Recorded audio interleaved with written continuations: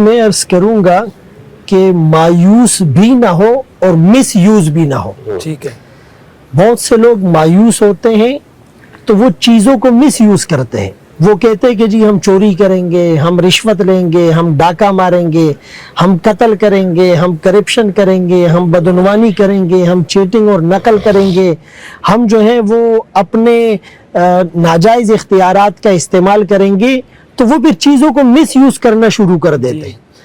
ایک ہوتا ہے کہ ایک آدمی ملک کے نظام سے مایوس ہو کر کسی دوسری جگہ پر جاتا ہے جہاں اس کی مینٹلٹی, جہاں اس کی مینٹل گروتھ, جہاں اس کی صحت, جہاں اس کا فائنینشل بیک گراؤنڈ سٹیبل ہو جاتا ہے, اور وہ سمجھتا ہے کہ میں اپنے بچوں کو ایک اچھا لائف اسٹائل, ایک طرز زندگی دے سکتا ہوں, اور میں اپنے ملک کا بھی ایک سافٹ امیج برقرار رکھ سکتا ہوں. چونکہ باہر ملکوں میں اکثر جب ہمارا جانا ہوتا ہے تو ہم وہاں کے لوگوں کو کہتے ہیں کہ آپ دو نیتیں کریں. ایک نیت حلال کمانے کی جو عبادت ہے, اور یا ایھا الرسل, رسولوں کو خطاب کر کے کلوا من الطیبات کا جو حکم دیا گیا اور اس کے ساتھ واعملوا صالحا کو جوڑا گیا ہے, تو یہ ایک انڈیکیشن ہے کہ جب تم حلال مال کھاؤ گے اور کماؤ گے تو تمہیں نیک اعمال کی توفیق ملے گی. تو یہاں پر لوگ انکانشیسلی غیر محسوس طریقے پر حرام کی دلدل میں دھنستے چلے جاتے ہیں. تو ایک تو وہ حلال کمانے کو عبادت سمجھ کر جائے, دوسرا وہ اپنے ملک کے ایمبیسیڈر ہیں, نمائندے ہیں, سفیر ہیں, قاصد ہے, ریپریزنٹیٹیو ہے. اگر وہ اس ملک کا سافٹ امیج وہاں پر قائم کرے اپنے اخلاق سے, کردار سے, معاملات سے, تو دے شوڈ گو, بلکہ دے مسٹ گو. انہیں جانا چاہیے اور انہیں اپنی صلاحیتوں کا لوہا وہاں منوانا چاہیے. جیسے ارشد ندیم نے گولڈ میڈل جیتا تو پورے پاکستانیوں کے سر فخر سے بلند ہو گئے اور ایک خوشی کے آثار اور مسرت کے آثار سب محسوس کر رہے ہیں. تو اسی طرح آپ آئی ٹی کے اندر, آپ اکنامکس کے اندر, آپ ایجوکیشن کے اندر, آپ اسلامک بینکنگ کے اندر, آپ دیگر فورسز میں اور دیگر شعبوں میں جا کر اگر ملک کا امیج بہتر کرنا چاہے, اور آپ یہ سمجھے کہ ہم ہر وقت آن ڈیوٹی ہیں. جیسے ایک نوجوان جہاز میں سفر کرتا ہے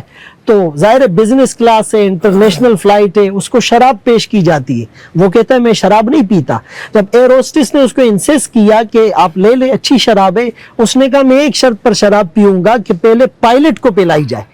تو وہ کہنے لگا سر ہم پائلٹ کو نہیں پلا سکتے, وہ آن ڈیوٹی ہے, جہاز کریش ہو جائے گا. تو اس نوجوان نے جو جواب دیا وہ ہم دل کے کانوں سے سنیں کہ میں بھی آن ڈیوٹی ہوں. جس نے کلمہ پڑھا لا الہ الا اللہ محمد الرسول اللہ صلی اللہ علیہ وآلہ وسلم, وہ دنیا کے کسی کونے میں, کسی شعبے میں, کسی پلیٹ فارم پر, کسی فورم پر موجود ہے, وہ ریپریزنٹیٹیو ہے اسلام کا, وہ پاکستان کے امیج کو بہتر بنا سکتا ہے. اور یہاں ایک اہم بات بہت ضروری ہے کہ علماء کو اس میں اپنا ایفیکٹو رول پلے کرنا ہوگا. جیسے مفتی صاحب نے اشارہ دیا کہ دیکھیں رسول اللہ صلی اللہ علیہ وآلہ وسلم جب مدینہ منورہ آئے تو سب سے پہلا کام آپ نے وہاں مقدمات اور محاکمات کو اپنے ہاتھ میں لیا. ایون کہ یہودی اپنے فیصلے محمد الرسول اللہ صلی اللہ علیہ وسلم سے کرانے لگے. تو علماء نے بھی یعنی یوتھ سے یا ینگ جنریشن سے اپنے آپ کو بالکل ڈسکنیکٹ کر دیا ہے, اور آپ ان کی خوشی میں, ان کے جو ہے ایونٹس میں آپ جب شریک ہوں گے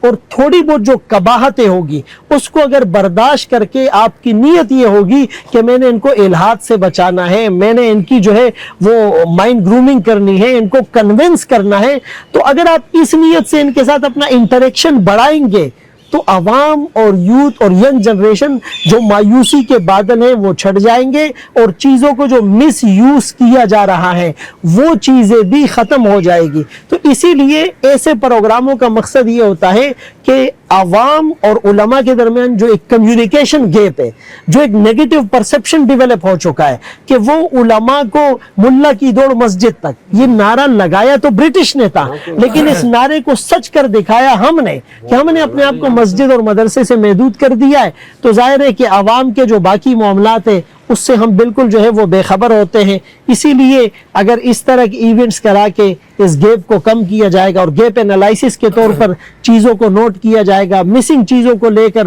اس پر انشاءاللہ ہم آگے بڑھیں گے تو بہت فائدہ ہوگا.